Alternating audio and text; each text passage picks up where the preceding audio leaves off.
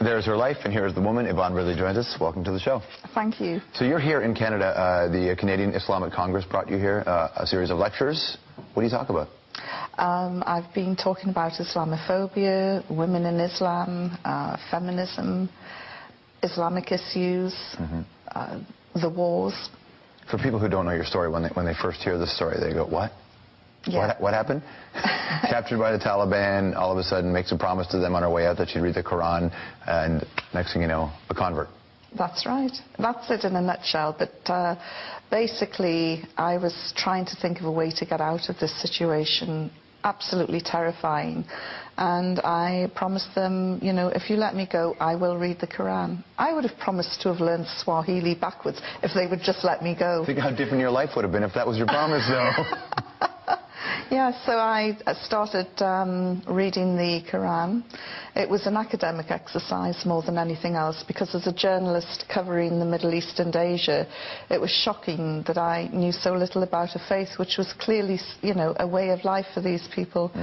And that academic exercise gradually turned into a spiritual journey, and, you know, nearly 2-3 years later, I converted to Islam. Your first husband was Islamic? The father of my daughter, he was a Sunni Muslim. Yeah. And he would try and talk to me about Islam, and I would just say, talk to the hand, I'm not interested. Thankfully, he was very tolerant, and we're still very good friends. Obviously, we've got, you know, our daughter in common. And I called him and I said, why did you never tell me about this great faith? And he said, you would never listen. And he is now quite amused and bemused that I've embraced Islam. Was it you read it and there was an awakening? Were you looking for this or something like this in your life before? Because you've heard of people who look at your situation and say, you just had Stockholm Syndrome, and this is just an after. George, I was so happy with my life. I worked hard, I drank hard, I played, I went clubbing. Sounds perfect. What's the need here? The last thing that I was looking for was a religion which would turn my life upside down. I was really happy as a party girl. So I wasn't looking for anything. And but things started to resonate, and I started to look into it more, especially with regards to the rights of women, and was completely floored by what I was reading. I know people have said, you know, oh, classic case of Stockholm Syndrome, but I've actually looked into that because I've been asked to present a program about Stockholm Syndrome, and you have to bond with your captors. Now, I was only there 10 days, and during those 10 days, I was the prisoner from hell. I spit on them, right? Yeah, spat at them, swore at them, threw things at them. In fact, every prejudice that the Taliban ever held about Western women was probably reinforced and made worse. You're like an episode of Absolutely Fabulous, sitting inside. Was that what it was? It was a bit like Patsy, you know, Patsy meets Mullah Omar. It was a total clash of civilization. I heard you wrote, you kept a diary on the inside of a toothpaste box. Is that accurate? Yes. What did you write in there? Just little bullet points, because I really thought I was going to die, and I don't know I just wanted to leave something behind in case somebody would ever come across it. Yeah, I'm not a psychologist, I don't know, but I'm just, that's thinking you're going to die to that point.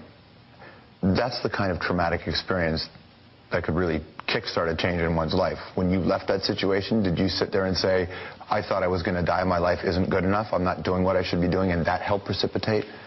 No, I just thought I'm going to party more when I get out, you know, and well, enjoy you failed life. at that, Yvonne.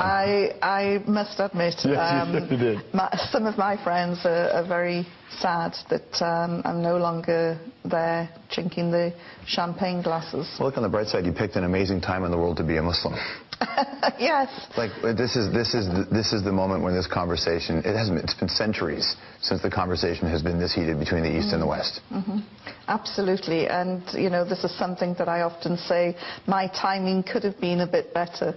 Big conversation in England had to do with the dress of Muslim women.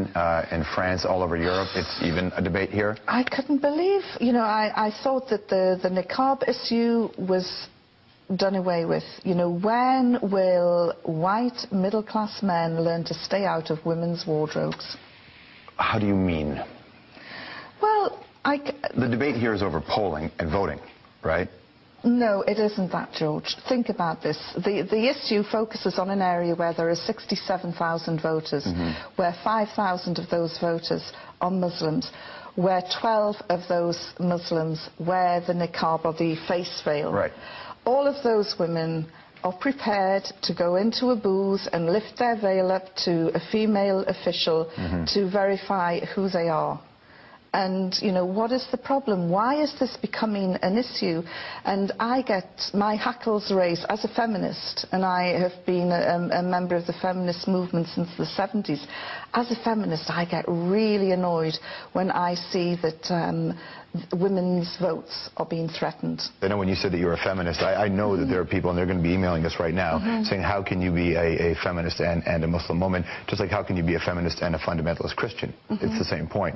I find it liberating sitting here having a discussion with you, not being judged on the length of my skirt or the size of my breasts. Right. And to me, I've got that liberation through Islam.